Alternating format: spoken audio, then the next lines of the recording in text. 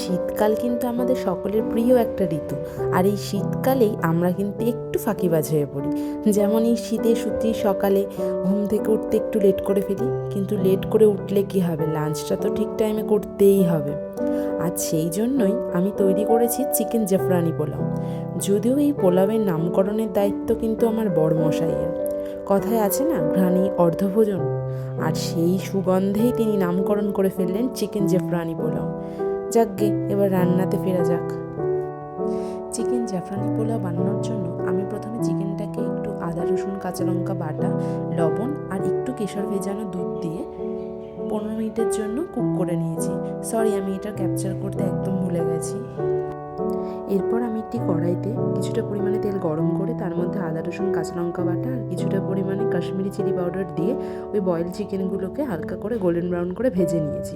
তারপর সেই চিকেনগুলোকে তুলে নিয়ে আরেকটি কড়াইতে কিছুটা পরিমাণে তেল গরম করে তার মধ্যে পেঁয়াজ, গোটা গরম মশলা ফোড়ন দিয়ে পেঁয়াজগুলোকে ভালো করে গোল্ডেন ব্রাউন করে ভেজে নিয়েছি। তারপর তার মধ্যে অ্যাড করেছি আদা রসুন কাঁচা লঙ্কা বাটা, একটা গোটা টমেটো কুচি করে নিয়েছি, আর তার মধ্যে অ্যাড করেছি লবণ আর লঙ্কার গুঁড়ো।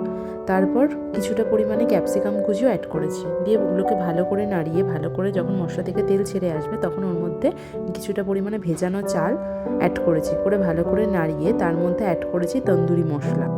এরপর সব কিছু ভালো করে কষিয়ে নিয়ে আমরা অ্যাড করেছি চিকেনটাকে সেদ্ধ করেছি যে জলটা দিয়ে, মানে চিকেন স্টক, সেইটা অ্যাড করে দিয়েছি। দিয়ে ভালো করে নাড়িয়ে কিছুক্ষণের জন্য ঢাকা চাপা দিয়ে রান্না করব। যখন জলটা কমে আসবে আস্তে আস্তে তখন গ্যাসের ফ্লেমটা লো করে দেব, যাতে ধীরে ধীরে আস্তে আস্তে জলটা শুকিয়ে যায়। তার মধ্যে অ্যাড করলাম গরম মশলার গুঁড়ো। এইভাবে আস্তে আস্তে লো ফ্লেমে কিছুক্ষণের জন্য রান্না করতে হবে, যাতে নিচটা লেগে না যায়, সেজন্য মাঝে মাঝে এটা নাড়তে হবে। এরপর আমি রাইসের মধ্যে ভেজে রাখা চিকেনগুলোকে একটা একটা করে অ্যাড করে দেব। এরপর চিকেন আর রাইসগুলোকে আস্তে আস্তে খুব ভালো করে মিক্স করে নেব, যাতে চিকেনের ভেতরে যে ফ্লেভারটা রয়েছে সেটা রাইসের সাথে মিশে একটা দারুণ ফ্লেভার তৈরি হয়। চিকেন আর রাইসটা কিন্তু খুব ভালো করে নাড়তে হবে আস্তে আস্তে লো ফ্লেমে, কারণ না হলে হয়তো এটা নিচের দিকে লেগে গিয়ে পুড়ে যেতে পারে, অথবা চিকেনগুলো কিন্তু যেহেতু এটা ফুল কুক হয়ে গেছে ভাতের সাথে মিক্স করার সময় এটা পুরোপুরি ভেঙে যেতে পারে। এইভাবেই আস্তে আস্তে খুব ভালো করে চিকেন আর রাইসটা নাড়িয়ে নেব। তারপর আমি এর মধ্যে অ্যাড করেছি কিছুটা পরিমাণে ধনেপাতা কুচি।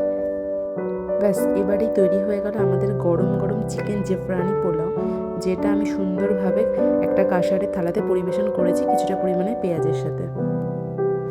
রেসিপিটি ভালো লাগলে অবশ্যই লাইক কমেন্ট সাবস্ক্রাইব করবেন। ভিডিওটি দেখার জন্য আপনাকে অসংখ্য ধন্যবাদ। দেখা হবে আবার পরের ভিডিওতে। টাটা।